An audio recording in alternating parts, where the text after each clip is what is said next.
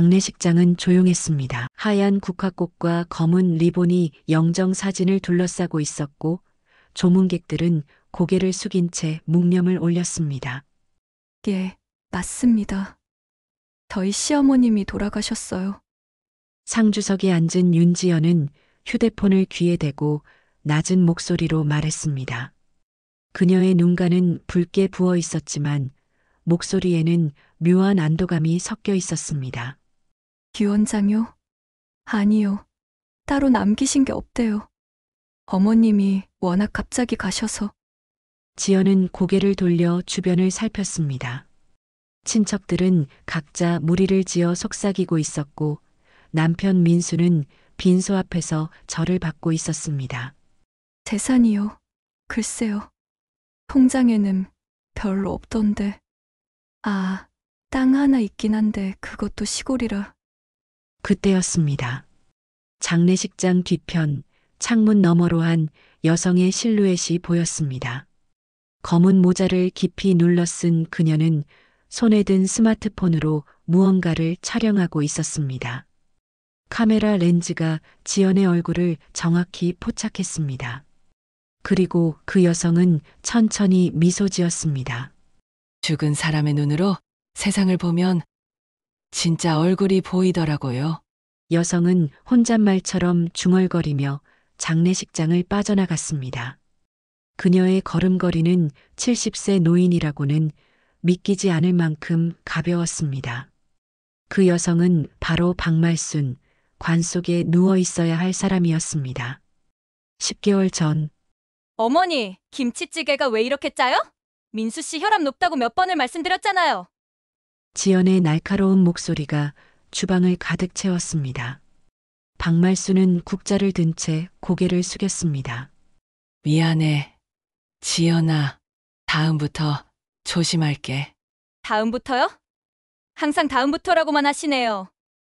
지연은 식탁을 손바닥으로 탁 치며 일어섰습니다. 그녀의 눈빛은 차가웠습니다.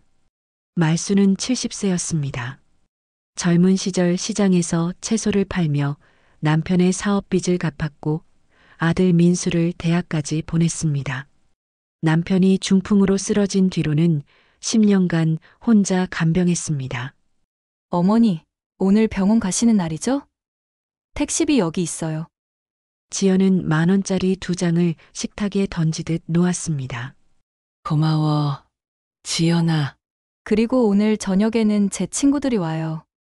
어머니는 방에 계세요. 밖에 나오시면. 좀 그러니까요.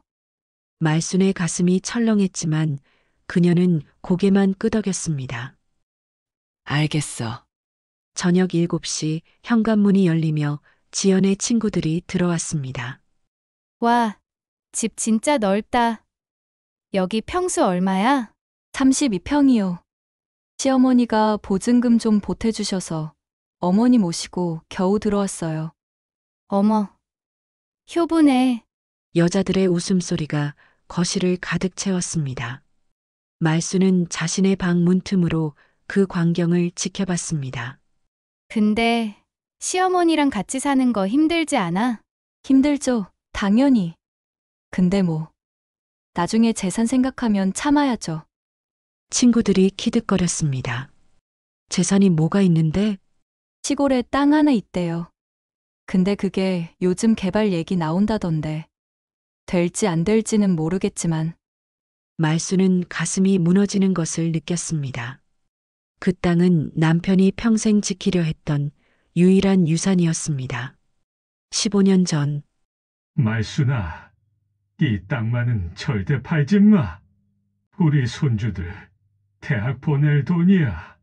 중풍으로 한쪽이 마비된 남편은 떨리는 손으로 땅 문서를 말순의 손에 쥐어줬습니다. 알았어요. 여보, 걱정 마세요. 민수한테도 당분간은 얘기하지 마. 그 녀석 성격에 당장 팔자고 할 테니. 남편은 3달 뒤 세상을 떠났습니다. 장례식장에서 지연은 울면서 말했습니다. 어머니, 저희가 잘 모실게요. 걱정 마세요. 하지만 그 약속은 3년도 가지 않았습니다. 현재 말수는 방 안에서 조용히 눈물을 닦았습니다. 거실에서는 여전히 웃음소리가 들렸습니다. 아, 맞다. 어머니 생신 다음 주잖아. 뭐 해드려야 하나? 민수가 말했습니다. 에이, 그냥 외식이나 한 번 하면 되지. 어머니도 뭘 바라시겠어. 지연의 대답이었습니다. 말수는 이불을 뒤집어 쓰고 눈을 감았습니다. 그녀의 가슴 속에서는 무언가가 천천히 깨져가고 있었습니다. 나는 정말 이 집의 짐일까? 그날 밤 말수는 처음으로 자신의 존재를 의심했습니다. 8개월 전 민수 씨, 우리 진지하게 얘기 좀 해야겠어. 일요일 아침 지연은 남편을 거실로 불렀습니다. 말수는 베란다에서 빨래를 널고 있었지만 두 사람의 대화가 또렷하게 들렸습니다. 무슨 얘기? 어머니 요양원 알아봤어. 뭐, 갑자기 그게 무슨 소리야? 갑자기가 아니라 진작 했어야 하는 얘기야. 어머니 연세도 있으시고 우리도 맞벌이인데 제대로 모시기 힘들잖아. 그래도 엄마를 민수 씨, 현실적으로 생각해봐. 애들 학원비에 대출 이자에 우리 여유 있어? 어머니는 요양원에서 또래분들이랑 계시는 게 더 행복하실 거야. 민수는 한참을 망설이다가 고개를 끄덕였습니다. 알았어. 내가 엄마한테 말할게. 베란다에 서 있던 말순의 손이 멈췄습니다. 빨래 집게가 바닥으로 떨어졌습니다. 2주 후 엄마, 여기가 요양원이에요. 시설 좋죠? 민수는 억지 미소를 지으며 말했습니다. 말수는 멍하니 3층짜리 건물을 올려다봤습니다. 설라이트 실버홈. 엄마, 여기서 편하게 지내세요. 우리 자주 올게요. 그래. 알았다. 말순의 목소리는 작았습니다. 그럼 어머니, 들어가 보세요. 우리 일이 있어서. 지연이 남편의 팔을 잡아 끌었습니다. 두 사람은 돌아서서 주차장으로 걸어갔습니다. 다행이다. 생각보다 순순히 받아들이시네. 지연의 목소리가 바람에 실려왔습니다. 말수는 그 자리에 서서 두 사람이 차를 타고 떠나는 모습을 지켜봤습니다. 손에는 작은 보따리 하나뿐이었습니다. 어르신, 들어가실까요? 제가 방 안내해 드릴게요. 젊은 간호사가 다가왔습니다. 아, 네. 고맙습니다. 말순의 방은 4인실이었습니다. 좁은 침대와 작은 사물함, 그게 전부였습니다. 식사는 12시 하고 6시에 1층 식당에서 하시면 돼요. 불편한 거 있으면 언제든지 말씀하세요. 감사합니다. 간호사가 나간 뒤 말수는 침대에 앉았습니다. 창밖으로는 회색 콘크리트 건물들만 보였습니다. 이게 내 마지막인가? 3개월 후 말수는 요양원 생활에 조금씩 적응했습니다. 하지만 민수와 지연은 한 번도 찾아오지 않았습니다. 전화도 한 달에 한 번이 고작이었습니다. 엄마, 요즘 바빠서 못 갔어요. 다음에 꼭 갈게요. 괜찮다. 아들아, 엄마는 여기 잘 지내니까. 말수는 항상 그렇게 대답했습니다. 어느 날 저녁 말수는 복도를 걷다가 간호사실 앞을 지나게 됐습니다. 문이 반쯤 열려 있었고 안에서 젊은 간호사의 목소리가 들렸습니다. 네. 윤지연 씨 보호자님, 박말순 어르신 건강은 괜찮으세요? 말수는 걸음을 멈췄습니다. 네? 아, 땅 얘기요? 그게 요즘 개발 확정됐다고 뉴스에 나오나 봐요. 네. 어르신이 바로 땅 소유주시죠. 근데 왜요? 간호사의 목소리가 조금 놀란 듯 높아졌습니다. 아, 명의를 바꾸시려고요? 그건 어르신한테 직접 말씀하셔야 할 것 같은데요. 네. 알겠습니다. 다음 달 요양원비도 입금 부탁드릴게요. 전화가 끊어졌습니다. 말수는 벽에 등을 기댔습니다. 다리에 힘이 풀렸습니다. 명의를 바꾼다고? 그날 밤 말수는 잠을 이룰 수 없었습니다. 남편의 마지막 말이 귓가에 맴돌았습니다. 이 땅만은 절대 팔지 마. 일주일 후 어머니, 안녕하세요. 지연이 처음으로 요양원을 찾아왔습니다. 손에는 과일 바구니를 들고 있었습니다. 어머니, 많이 보고 싶었어요. 그동안 바빠서 정말 죄송해요. 말수는 며느리의 환한 미소를 보며 가슴이 철렁했습니다. 괜찮아. 지연아, 바쁜 거 알아. 어머니, 말씀드릴 게 있어요. 지연은 의자를 끌어당겨 앉았습니다. 시골에 있는 그 땅 말이에요. 요즘 개발된다고 하더라고요. 알고 있어. 다행이다. 그럼 얘기가 빠르네요. 어머니, 그 땅을 저희 명의로 옮기면 어떨까요? 왜? 어머니 연세도 있으시고 나중에 상속세 문제도 있잖아요. 미리 정리하는 게 나아요. 지연의 목소리는 달콤했습니다. 그 땅은 아버지? 유산이야. 알아요. 그래서 더 잘 관리해야죠. 저희한테 맡기세요. 나중에 팔면 어머니 요양원비 걱정도 없고요. 말수는 며느리의 눈을 가만히 들여다봤습니다. 그 눈에는 탐욕만이 보였습니다. 생각해 볼게. 어머니, 뭘 생각하세요? 어차피 나중엔 미수거잖아요. 빨리 처리하는 게 좋아요. 지연의 목소리가 조금 날카로워졌습니다. 그래도 천천히 생각해 볼게. 에휴, 어머니는 왜 이렇게 답답하세요? 지연은 짜증스럽게 일어났습니다. 그럼 연락 주세요. 시간 없어서 이만 가볼게요. 말수는 며느리가 떠나는 뒷모습을 지켜봤습니다. 과일 바구니는 그대로 놓여 있었습니다. 그날 밤 말수는 결심했습니다. 이제 내가 사라질 차례구나. 5개월 전 새벽 4시 말수는 조용히 침대에서 일어났습니다. 룸메이트들은 모두 깊은 잠에 빠져 있었습니다. 그녀는 준비해둔 작은 가방을 메고 방을 나섰습니다. 복도는 고요했습니다. 어디 가세요? 어르신? 야간 근무 간호사가 물었습니다. 화장실이요. 아, 네. 조심히 다녀오세요. 말수는 고개를 끄덕이고 복도를 걸었습니다. 하지만 화장실이 아닌 비상계단으로 향했습니다. 1층 비상문은 잠겨 있지 않았습니다.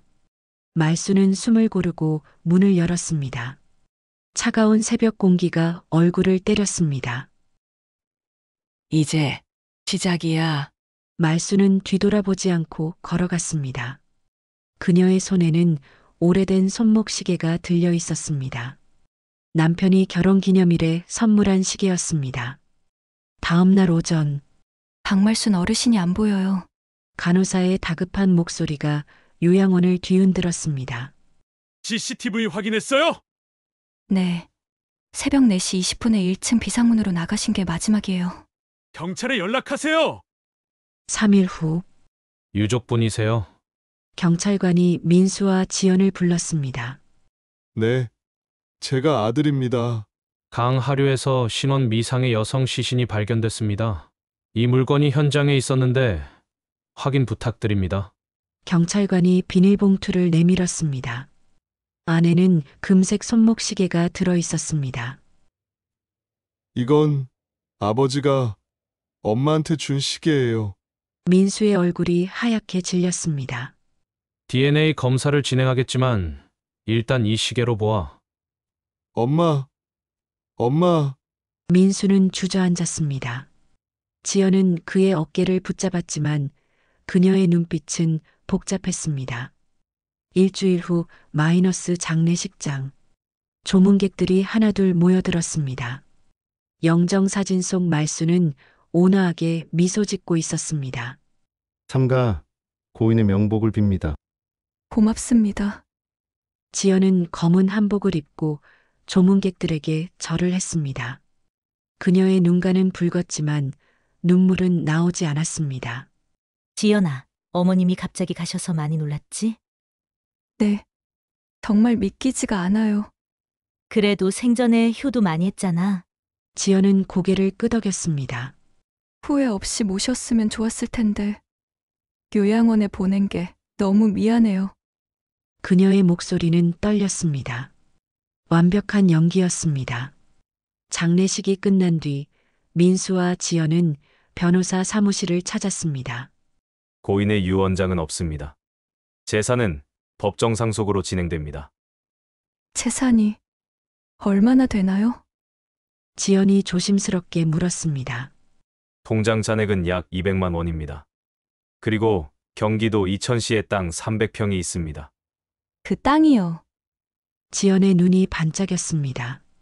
현재 개발 예정 지역으로 지정돼 있습니다. 시세는 약 5억 원 정도로 추정됩니다. 5억. 엄마, 미안해요. 그는 눈물을 흘리며 서명했습니다. 하지만 지연의 입꼬리는 살짝 올라가 있었습니다. 그날 밤 여보, 땅 팔면 대출 다 갚고 새 차도 바꿀 수 있겠어. 지연은 침대에 누워 계산기를 두드렸습니다. 지연아, 그래도 엄마 돌아가셨는데 그런 얘기하면 에이, 어머니도 우리 잘 되길 바라셨을 거야. 괜히 우울해하지 말고. 지연은 남편의 어깨를 토닥였습니다. 그 순간 아파트 건너편 건물 옥상에서 누군가가 망원경으로 그들을 지켜보고 있었습니다. 착하네. 착해. 그렇게 행복해. 망원경을 든 사람은 박말순이었습니다. 그녀는 짧게 자른 머리에 선글라스를 쓰고 있었습니다. 이제부터가 진짜야. 며느리. 4개월 전 충청남도 천안시의 작은 부동산 중개사무소. 어서 오세요. 중년의 공인중개사가 일어나 인사했습니다. 안녕하세요. 땅 매입 상담하러 왔어요. 문을 열고 들어온 여성은 60대 중반쯤으로 보였습니다. 단정한 회색 정장에 가벼운 화장, 그리고 자신감 있는 걸음걸이. 아, 네. 어떤 땅을 찾으세요? 조용한 곳이요. 개발 가능성이 있는 이름이 어떻게 되시죠? 박서연이에요. 말순, 아니 박서연은 가짜 신분증을 내밀었습니다. 요양원을 나온 뒤 5개월간 그녀는 철저히 준비했습니다. 이 땅은 어떠세요? 고속도로 인터체인지 근처라 개발 가능성이 높습니다. 좋네요. 계약할게요. 아, 네? 이렇게 빨리 결정하시는 분은 처음이에요. 돈은 현금으로 드릴게요. 일주일 안에 계약 진행 가능하죠? 박서연은 가방에서 두툼한 봉투를 꺼냈습니다. 이건 계약금이에요? 네. 5천만 원 맞죠? 중개사의 손이 떨렸습니다. 사실 박서연에게는 돈이 있었습니다. 남편이 세상을 떠난 뒤 말수는 몰래 생활비를 모았습니다. 10년간 모은 돈 2억 원, 그리고 남편 명의의 비밀 계좌 1억 원, 모두 언니 이름으로 미리 돌려놓아 며느리는 그 돈의 존재를 몰랐습니다. 3개월 전 서울 강남의 한 법무법인. 변호사님, 상담 신청했던 박서연입니다. 아, 네. 앉으세요. 무슨 일로 오셨나요? 30대 여성 변호사가 미소 지었습니다. 복수하고 싶어요. 박서연의 말에 변호사의 미소가 굳었습니다. 복수요? 하지만 합법적으로요. 법을 어기지 않고 완벽하게. 박서연은 가방에서 두툼한 파일을 꺼냈습니다. 이게 뭔가요? 제 며느리가 지난 5년간 저지른 일들의 기록이에요. 녹음 파일, 문자 메시지, 그리고 증인 명단. 변호사는 파일을 넘기며 눈을 크게 떴습니다. 이건 노인학대로 고소할 수 있는 증거네요. 알아요. 하지만 고소는 안 할 거예요. 그럼 왜? 이건 그냥 보험이에요. 진짜 복수는 따로 있어요. 박서연은 두 번째 파일을 꺼냈습니다. 이건 부동산 투자 사기 시나리오예요. 변호사님이 도와주셨으면 돼요. 변호사는 파일을 읽으며 점점 놀라운 표정을 지었습니다. 이건 완전히 합법이네요. 하지만 도덕적으로는 도덕이요? 제 며느리한테 도덕을 기대하세요? 박서연의 목소리는 차가웠습니다. 변호사님, 저는 70년을 착하게 살았어요. 그 결과가 강물에 버려질 뻔한 거예요. 이제는 제가 게임의 규칙을 정하고 싶어요. 변호사는 한참을 고민하다가 고개를 끄덕였습니다. 알겠습니다. 도와드리죠. 하지만 선을 지키셔야 해요. 당연하죠. 저는 며느리와 달라요. 저는 법을 지키는 사람이니까요. 2개월 전 박서연은 서울 한 카페에서 젊은 남성을 만났습니다. 기자님, 감사합니다. 시간 내주셔서. 괜찮습니다. 전화로 말씀하신 그 이야기 궁금해서 왔어요. 남성은 30대 초반의 탐사보도 전문 기자였습니다. 저는 박서연이고요. 제 이야기를 기사로 써주셨으면 해요. 어떤 이야기인데요? 죽은 사람의 복수요. 기자는 커피를 마시다 멈췄습니다. 죽은 사람이요? 네, 저는 5개월 전에 죽었어요. 적어도 제 가족들은 그렇게 믿고 있죠. 박서연은 자신의 이야기를 천천히 풀어놓았습니다. 요양원에서의 탈출, 강에 남긴 시계, 그리고 장례식. 믿기 어려운 이야기네요.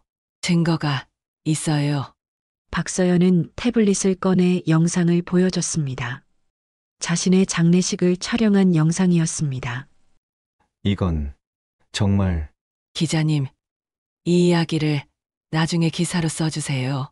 타이밍은 제가 연락드릴게요. 왜 지금이 아니라 나중에요? 복수는 타이밍이 중요하니까요. 너무 빠르면 재미없고 너무 늦으면 의미가 없죠. 박서연은 미소 지었습니다. 하지만 그 미소는 서늘했습니다. 1개월 전 박서연은 서울 시내의 한 사회복지관을 찾았습니다. 관장님, 안녕하세요. 어서 오세요. 기부 말씀하신다고. 네, 노인 복지를 위해 1억 원을 기부하고 싶어요. 관장의 눈이 커졌습니다. 1억 원이요?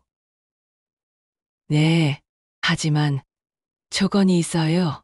제 이름으로 하지 말고 나중에 제가 지정하는 이름으로 해주세요. 그게 무슨? 곧 이해하실 거예요. 그리고 이 복지관에서 봉사활동 하나 맡아주셨으면 해요.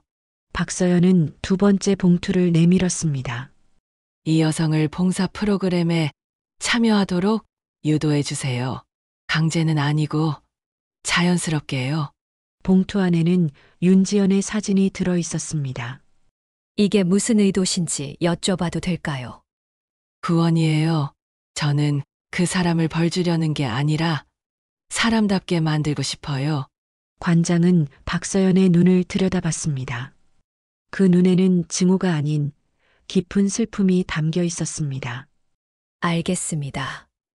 도와드리죠. 현재 박서연은 새로 산 땅 앞에 서 있었습니다.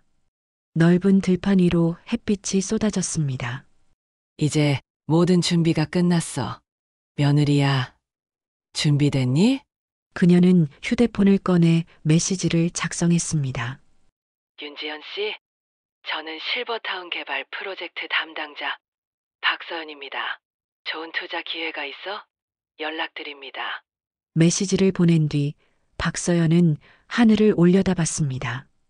여보, 보고 있어요? 이제 시작이에요. 3주 전 여보세요? 지연은 낯선 번호의 전화를 받았습니다. 윤지연 씨 맞으시죠? 저는 골드라이프 개발 컨설팅의 박서연이라고 합니다. 네, 무슨 일이세요? 시어머님께서 소유하셨던 이천시 땅 아시죠? 그 근처에 대규모 실버타운이 들어설 예정입니다. 지연의 귀가 번쩍 뜨였습니다. 실버타운이요? 네, 투자 설명회가 다음 주에 있습니다. 관심 있으시면 참석해 보세요. 초기 투자자들한테는 특별한 혜택이 있습니다. 아, 네, 꼭 가보겠습니다. 지연은 흥분을 감추지 못했습니다. 일주일 후 마이너스 투자 설명회. 강남의 한 고급 호텔 세미나실. 50여 명의 사람들이 모여 있었습니다. 안녕하십니까. 골드라이프 개발 컨설팅 대표 박서연입니다. 단상에 선 박서연은 세련된 프레젠테이션을 시작했습니다. 고령화 시대 실버 산업은 황금알을 낳는 거위입니다. 저희가 개발하는 설라이트 타운은 화면에는 멋진 3D 조감도가 나타났습니다. 현대식 건물, 넓은 정원, 의료시설. 투자 수익률은 연 15% 이상 보장됩니다. 청중들이 웅성거렸습니다. 초기 투자자에게는 특별 분양권도 제공됩니다. 설명회가 끝난 뒤 지연은 박서연에게 다가갔습니다. 대표님, 투자하고 싶은데 상담 가능할까요?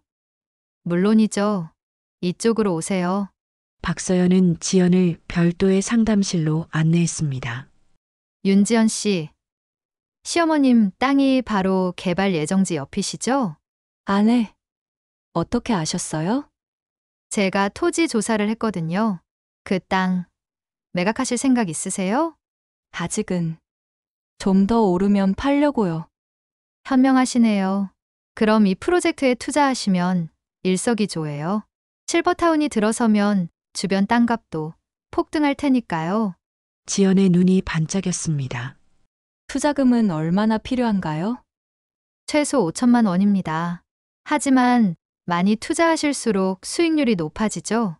5천. 저희한테는 좀 큰 돈인데. 생각해 보세요.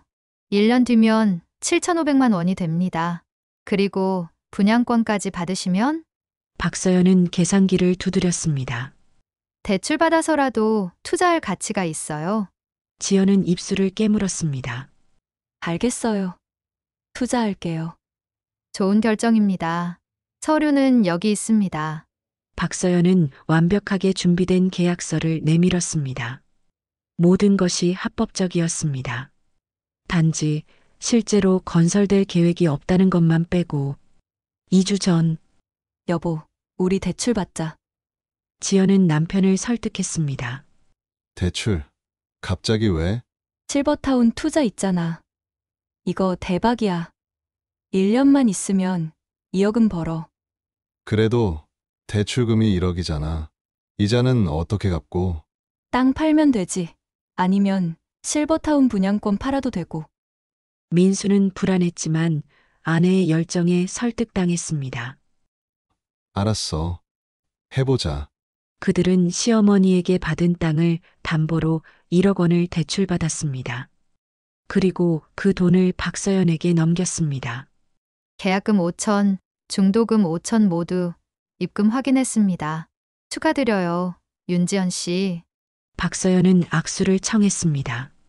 감사합니다. 대표님, 믿고 맡기겠습니다. 지연은 환하게 웃었습니다. 그날 밤 박서연은 호텔방에 혼자 앉아 있었습니다. 테이블 위에는 지연에게 받은 돈이 놓여 있었습니다. 지연아, 넌 아직도 몰라. 돈보다 무서운 게 뭔지. 그녀는 창밖을 바라봤습니다. 1주 전 대표님, 착공은 언제 시작하나요? 지연은 거의 매일 전화를 걸었습니다. 조금만 기다려주세요. 인허가 문제가 있어서요. 인허가요? 그건 처음 듣는데요.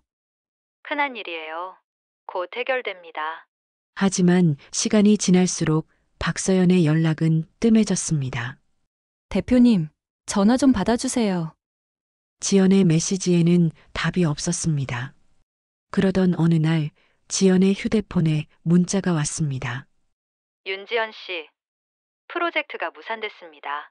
투자금 환불은 불가능합니다. 계약서 제3조를 확인하세요. 박서연.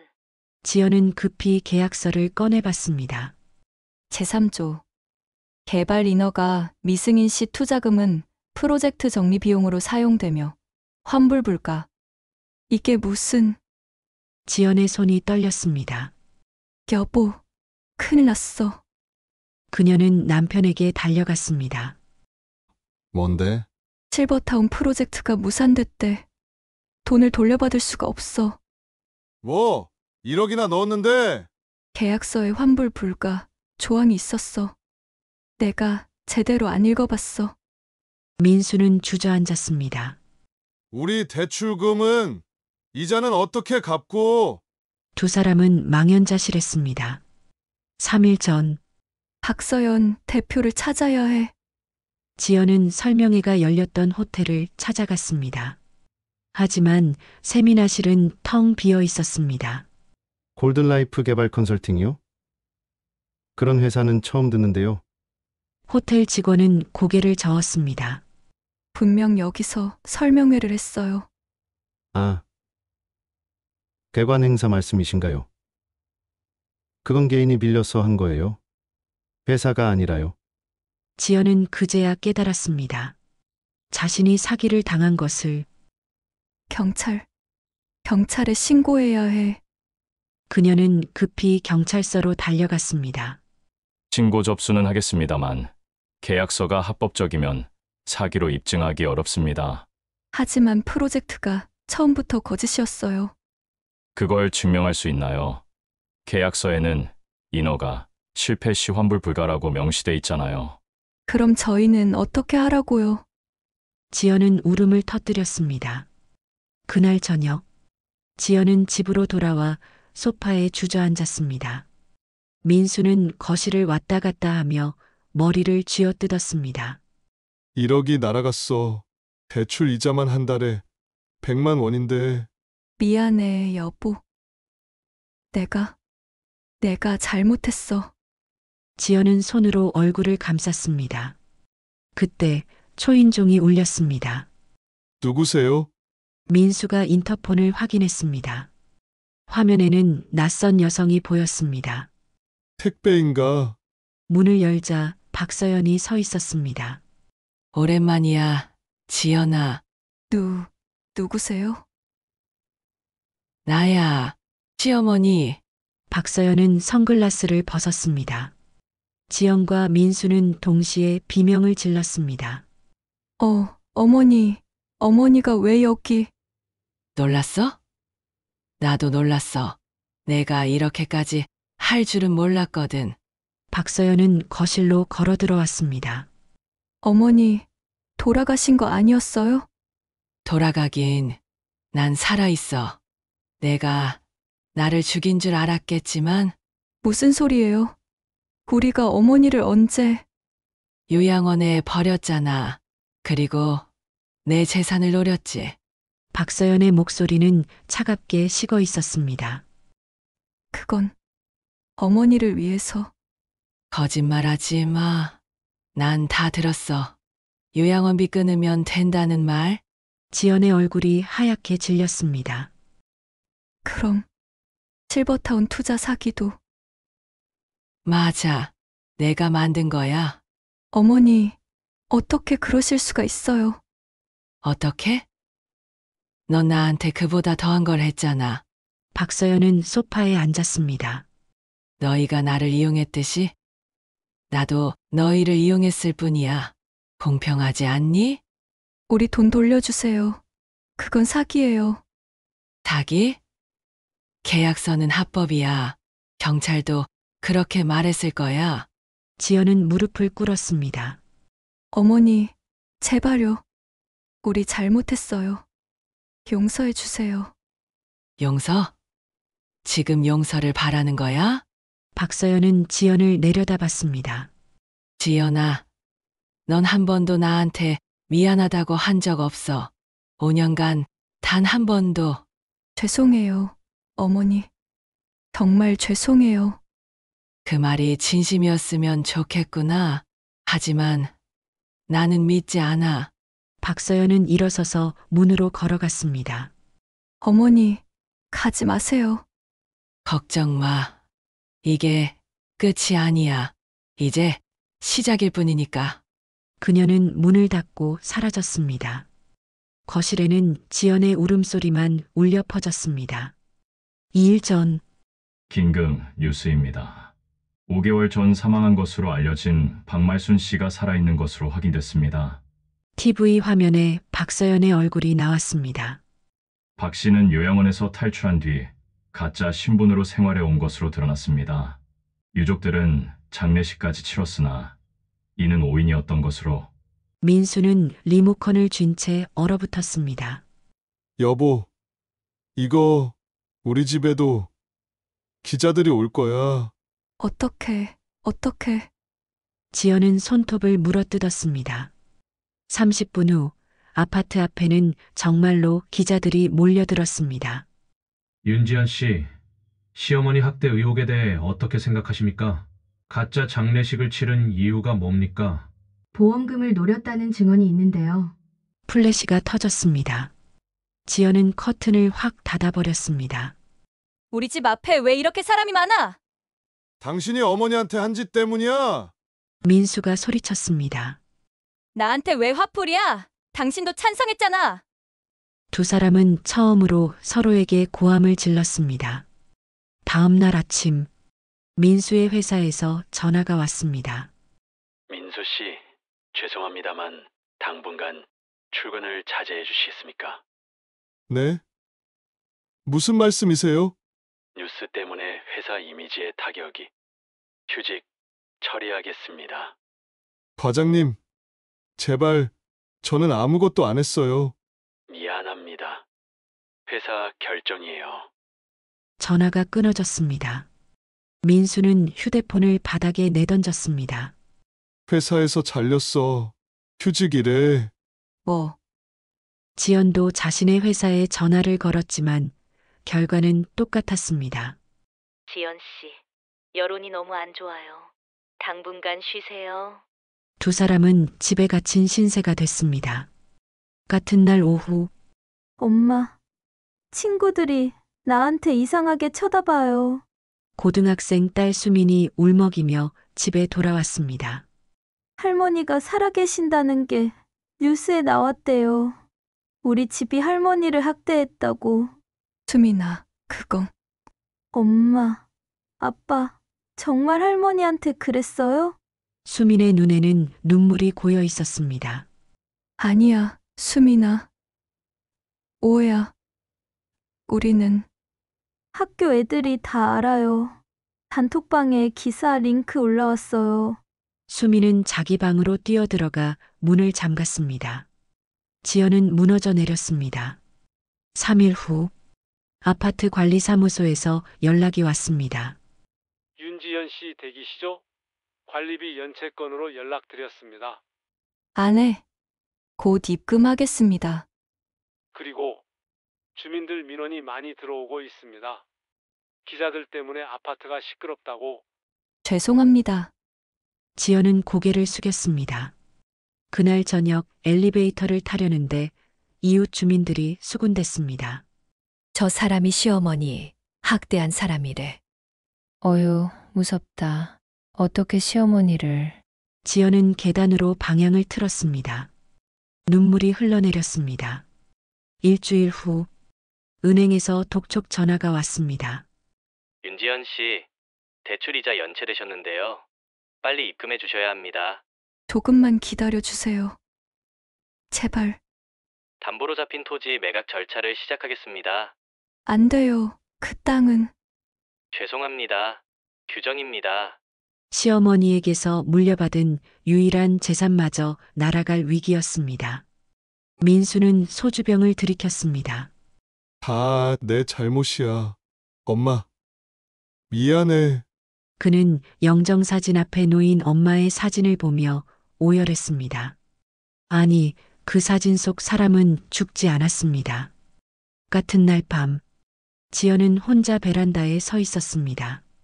아파트 15층 아래를 내려다보니 아찔했습니다. 이러다가 정말. 그때 휴대폰이 울렸습니다. 박서연이었습니다. 여보세요? 지연은 떨리는 손으로 전화를 받았습니다. 지연아, 나야. 어머니, 제발 그만해 주세요. 우리 가족이 다 무너지고 있어요. 그래? 나도 그랬어. 너희 때문에. 제가 잘못했어요. 정말 잘못했어요. 이제 어떻게 하면 되나요? 지연의 목소리는 간절했습니다. 내일 오후 2시 한강공원 여의도 쪽으로 나와. 혼자. 네, 알겠습니다. 전화가 끊어졌습니다. 지연은 주저앉아 울었습니다. 다음 날 오후 한강공원. 지연은 약속 장소에 나왔습니다. 선글라스를 쓰고 모자를 깊이 눌렀었지만 여전히 주변 시선이 신경 쓰였습니다. 왔구나. 박서연이 벤치에 앉아 있었습니다. 그녀는 평온한 얼굴이었습니다. 어머니. 지연은 다가가 무릎을 꿇었습니다. 일어나. 사람들이 봐. 어머니, 제발 용서해 주세요. 제가 정말 잘못했어요. 지금은 진심이니? 네, 정말 진심이에요. 박서연은 한참을 지연을 바라봤습니다. 지연아, 너한테 물어볼 게 있어. 넌 나를 사람으로 본 적이 있니? 네. 나는 내 남편의 엄마야. 사람이야. 그런데 넌 나를 그냥 짐으로만 봤지. 지연은 고개를 숙였습니다. 나도 한때는 너처럼 젊었어. 꿈도 있었고 하고 싶은 것도 많았어. 하지만 가족을 위해 다 포기했지. 박서연의 목소리가 떨렸습니다. 그게 잘못된 건 아니야. 나는 그걸 후회하지 않아. 하지만 넌 그걸 당연하게 여겼어. 죄송해요, 어머니. 제가 너무 몰랐어요. 이제라도 알았으니 다행이구나. 박서연은 지연의 손을 잡았습니다. 지연아, 나는 너를 미워하지 않아. 다만 내가 사람답게 살길 바랄 뿐이야. 어머니. 내일 설라이트 복지관으로 가봐. 거기서 봉사활동 신청하고. 봉사활동이요? 그래, 노인들을 도와주는 일이야. 한 달만 해봐. 그럼 내가 뭘 잘못했는지 알게 될 거야. 지연은 고개를 끄덕였습니다. 그리고 이거. 박서연은 봉투를 건넸습니다. 이게 뭐예요? 너희가 투자한 돈이야. 돌려주는 거야. 네, 진짜요? 나는 돈이 필요한 게 아니었어. 너희가 정신 차리길 바랐을 뿐이야. 지연은 봉투를 받아들고 눈물을 흘렸습니다. 어머니, 감사합니다. 정말 죄송해요. 그 말을 듣고 싶었어. 5년간 기다렸어. 박서연은 일어섰습니다. 어머니, 이제 집에 돌아오세요. 우리랑 같이 살아요. 아니야. 나는 내 길을 갈 거야. 하지만 나는 이제 자유야, 지연아. 70년 만에 찾은 자유야. 박서연은 미소 지으며 걸어갔습니다. 어머니, 다시 만날 수 있죠? 물론이지. 넌 이제 내 며느리가 아니라 내 친구니까. 그녀는 손을 흔들며 사라졌습니다. 그날 밤, 지연은 집으로 돌아와 남편에게 돈을 건넸습니다. 여보, 이거 어머니가 돌려주신 거야. 민수는 믿을 수 없다는 표정이었습니다. 엄마가? 응. 그리고 나 내일부터 복지관에서 봉사활동할 거야. 갑자기 왜? 내가 사람이 되고 싶어. 지연은 처음으로 진심으로 울었습니다. 2주 후, 지연은 설라이트 복지관에서 노인들을 돕고 있었습니다. 할머니, 식사하세요. 고맙구나, 아가씨. 할머니의 주름진 손이 지연의 손을 잡았습니다. 우리 며느리도 너처럼 착했으면 좋겠네. 그 순간 지연은 시어머니의 얼굴을 떠올렸습니다. 아니에요. 저도 못된 며느리였어요. 지연은 조용히 눈물을 흘렸습니다. 관장이 다가왔습니다. 지연 씨, 여기 기부자 명단인데 확인 좀 해주세요. 네. 명단을 보던 지연의 눈이 멈췄습니다. 박말순 1억 원. 아, 그분. 몇 달 전에 큰 기부를 하셨어요. 조건이 좀 특이했죠. 무슨 조건이요? 본인 이름으로 하지 말고 나중에 지정하는 사람 이름으로 하래요. 그 사람이 관장은 지연을 가리켰습니다. 당신이에요. 저요. 네. 박말순 씨가 윤지연 명의로 해달라고 하셨어요. 당신이 사람답게 살게 되면 그때 알려주라고. 지연은 그 자리에 주저앉았습니다. 어머니, 시어머니는 복수가 아니라 구원을 계획하고 있었던 것입니다. 1개월 후, 박서연은 작은 한옥에서 살고 있었습니다. 시골의 조용한 마을, 그녀가 평생 꿈꿔온 곳이었습니다. 할머니, 편지 왔어요. 마을 아이가 우편물을 가져다 줬습니다. 고맙구나. 박서연은 편지를 열었습니다. 지연이 보낸 편지였습니다. 어머니께 매일 복지관에서 봉사하면서 어머니를 생각합니다. 제가 얼마나 큰 잘못을 했는지 이제야 알게 됐어요. 어머니 정말 죄송합니다. 그리고 감사합니다. 저를 포기하지 않아주셔서. 수민이가 어머니 뵙고 싶대요. 언제 한번 가도 될까요? 며느리 지연 올림. 박서연은 미소 지었습니다. 아직 멀었구나. 며느리야. 하지만 시작은 했네. 2개월 후 박서연은 병원에 입원했습니다. 췌장암 말기였습니다. 박서연 씨, 6개월 정도 남으셨습니다. 의사는 조심스럽게 말했습니다. 그 정도면 충분해요. 제가 할 일은 다 했으니까. 박서연은 담담했습니다. 변호사를 불러 진짜 유언장을 작성했습니다. 제 재산은 이렇게 나눠주세요. 손녀 수민이 명의로 1억, 노인복지재단에 1억, 그리고 그녀는 잠시 망설였습니다. 며느리 지연에게 5천만 원, 단 조건이 있어요.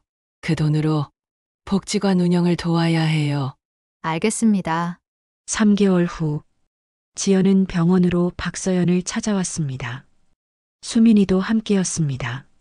할머니, 수민이가 침대로 달려갔습니다. 어머니, 많이 아프세요? 지연의 목소리가 떨렸습니다. 괜찮아. 이제 편해질 거야. 박서연은 손녀의 손을 잡았습니다. 수민아, 할머니 말 잘 들어야 한다. 네.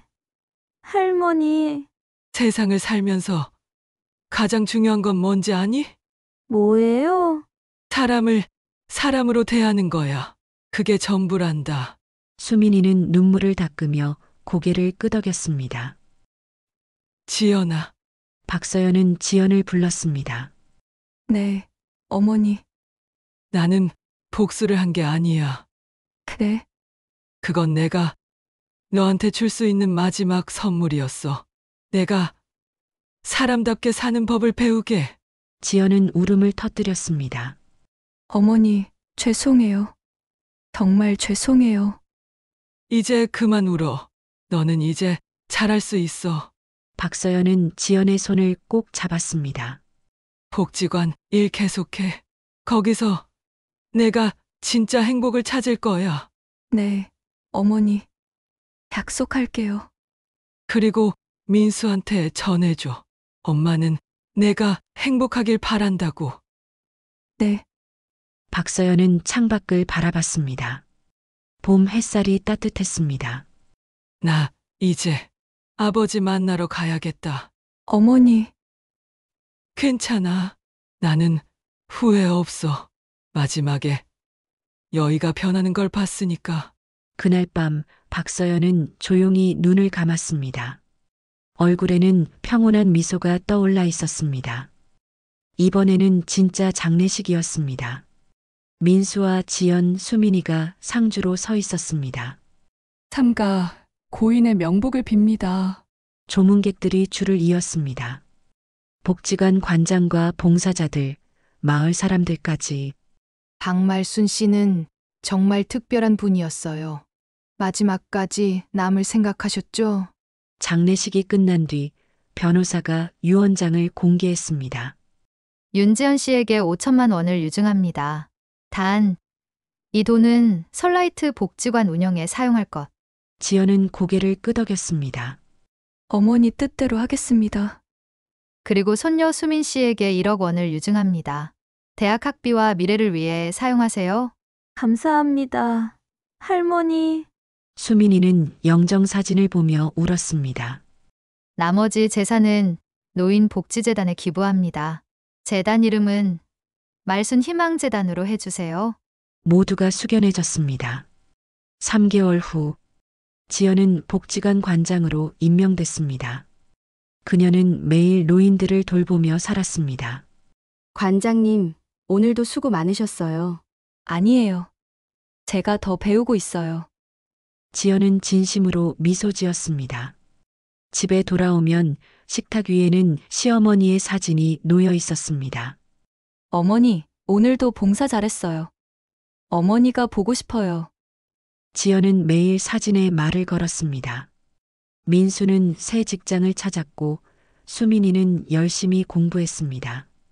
가족은 조금씩 회복되고 있었습니다. 1년 후 말순 희망재단 개소식이 열렸습니다. 오늘 이 재단을 설립하게 된 것은 고 박말순님의 뜻 덕분입니다. 지연이 마이크 앞에 섰습니다. 시어머니께서는 저에게 가장 큰 선물을 주셨어요. 바로 깨달음이었습니다. 청중들이 박수를 쳤습니다. 복수의 끝은 미움이 아니라 사랑이라는 걸 배웠어요. 시어머니는 저를 벌한 게 아니라 가르쳐 주신 거예요. 지연의 눈에 눈물이 맺혔습니다. 이 재단을 통해 더 많은 어르신들이 존중받는 세상을 만들겠습니다. 그게 시어머니께 드릴 수 있는 제 마지막 효도니까요. 박수가 쏟아졌습니다. 그날 밤 지연은 시어머니의 한옥을 찾았습니다. 이제는 기념관으로 꾸며져 있었습니다. 마루에 앉아 하늘을 올려다봤습니다. 어머니, 제가 잘하고 있는 거 맞죠? 바람이 불어왔습니다. 마치 대답하는 것 같았습니다. 저 이제 알았어요. 사람이 사람을 대하는 게 얼마나 중요한지. 지연은 손녀에게 받은 편지를 꺼냈습니다. 할머니, 엄마가 변해서 지금의 모습을 얻은 것처럼 저도 나중에 할머니처럼 다른 사람에게 길을 잡아주는 사람이 될게요. 지연은 미소 지었습니다. 어머니, 복수 끝났어요? 밤하늘의 별이 반짝였습니다. 마치 시어머니가 말하는 것 같았습니다. 아니야, 지연아. 이제야 시작이란다. 내가 진짜 사랑을 배울 때까지, 그리고 그 사랑을 다른 사람들에게 나눠줄 때까지. 지연은 눈을 감았습니다. 네, 어머니. 약속할게요. 제가 어머니의 사랑을 이어갈게요. 한옥 처마 끝에서 바람개비가 돌아갔습니다. 봄바람이 불어왔습니다. 새로운 시작을 알리는 바람이었습니다. 박말순, 아니 박서연이라는 이름으로 살았던 한 여인은 끝내 복수를 완성하지 않았습니다. 그녀가 원한 건 벌이 아니라 깨달음이었죠. 그녀는 말했습니다. 복수는 미움이 아니라 사랑을 가르치는 마지막 수업이어야 한다. 그 말처럼 시어머니의 복수는 결국 한 사람을 변화시켰습니다. 지연은 이제 복지관의 관장이 되었고 남편 민수는 어머니의 뜻을 이어 다시 가족을 지탱하는 가장이 되었죠. 그리고 손녀 수미는 이렇게 말했습니다. 할머니, 저도 언젠가 누군가에게 길이 되어줄게요. 봄이 돌아오면 한옥 마당의 바람개비는 여전히 돌아갑니다. 그 바람은 복수의 흔적이 아니라 사랑의 바람입니다. 말순이 남긴 마지막 가르침이죠. 사람을 사람으로 대하는 것, 그 단순한 지심이 세상을 바꿀 수 있다는 걸 우리는 이 이야기를 통해 배웠습니다. 만약 당신 곁에도 아직 용서하지 못한 누군가가 있다면 오늘 그에게 따뜻한 한마디를 건네보세요. 복수보다 강한 건 언제나 사랑이니까요. 이 이야기를 들어주신 여러분께 감사드립니다. 좋아요와 구독은 다음 이야기의 시작이 됩니다. 여러분의 오늘 하루가 누군가에겐 희망의 바람이 되길 바랍니다. 감사합니다.